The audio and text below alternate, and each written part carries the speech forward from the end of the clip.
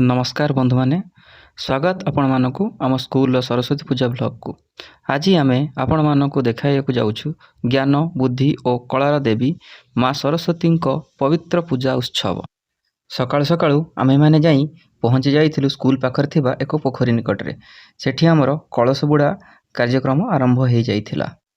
आम स्कूल रो सबु छात्र छात्री मध्य से पोखरी निकटरे पहुँची जाइथिले एवं आनंद उल्लास रे कलश बुड़ा कार्यक्रम को से माने देखुथिले।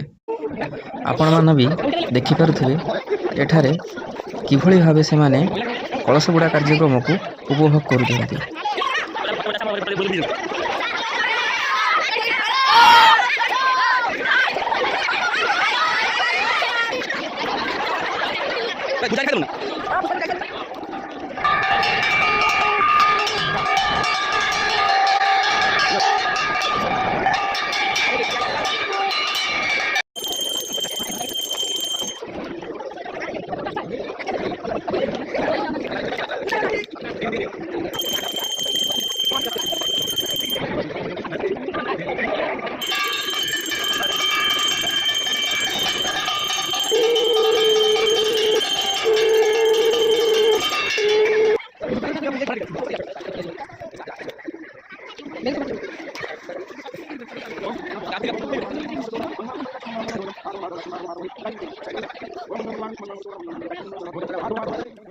इतिमध्यरे कलश बुड़ा कार्यक्रमटी शेष हो जाइटी।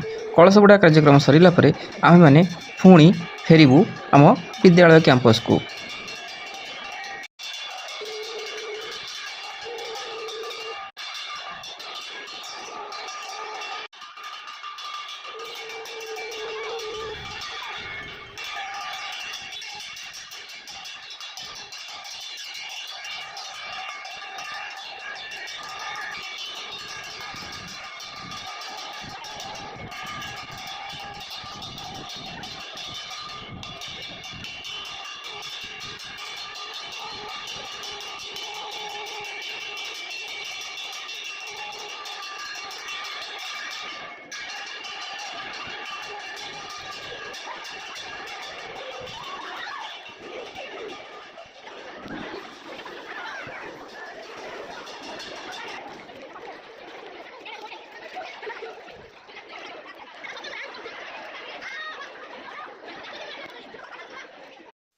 एबे पूजा आरंभ होईछि।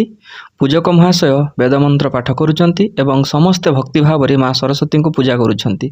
धूप और दीपर सुगंध रे समग्र प्रांगण पवित्र हो जाइछि।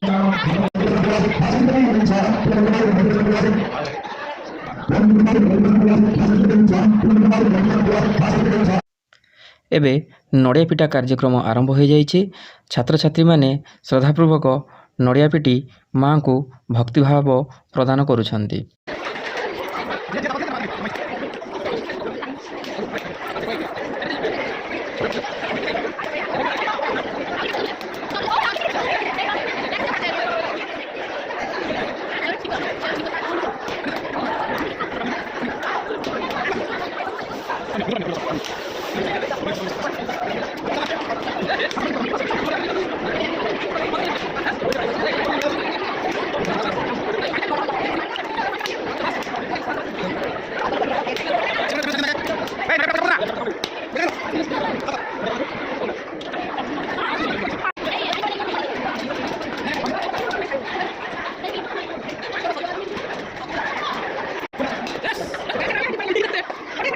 एबे पुष्पांजलि कार्यक्रम आरंभ हो।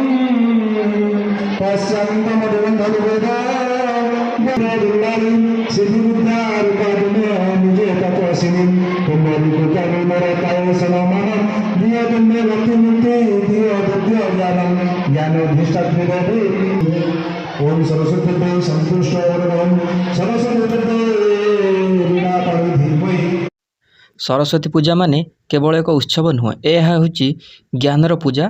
आज छात्र छात्री माने निज पुस्तक कलम और वाद्ययंत्र को माँ को पदपद्म रे रखी आशीर्वाद ग्रहण करुछंती।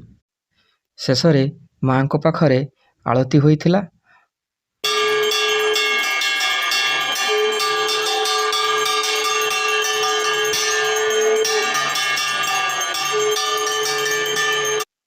ପୂଜା ପରେ ଆମ ସ୍କୁଲରେ ଏକ ସୁନ୍ଦର ଭୋଜିର ଆୟୋଜନ ହୋଇଥିଲା। ଶେଷରେ ସମସ୍ତେ ମା ସରସ୍ୱତୀଙ୍କ ପ୍ରସାଦ ଗ୍ରହଣ କଲେ। ସମସ୍ତଙ୍କ ମୁହଁରେ ସନ୍ତୋଷ ଓ ଶ୍ରଦ୍ଧାର ଭାବ ଦେଖାଗଲା। ଆଜିର ସରସ୍ୱତୀ ପୂଜା ଆମ ସ୍କୁଲ ପାଇଁ ସତ୍ୟରେ ଏକ ସ୍ମରଣୀୟ ଦିନ ଥିଲା। ମା ସରସ୍ୱତୀ ସମସ୍ତଙ୍କୁ ଜ୍ଞାନ, ବୁଦ୍ଧି ଓ ସଫଳତାର ଆଶୀର୍ବାଦ ଦିଅନ୍ତୁ। ଧନ୍ୟବାଦ। ଆପଣମାନଙ୍କୁ ଏହି ଭିଡ଼ିଓଟି ଭଲ ଲାଗିଥିଲେ ଲାଇକ୍, ସେୟାର ଓ ସବସ୍କ୍ରାଇବ୍ କରିବାକୁ ଭୁଲିବେ ନାହିଁ।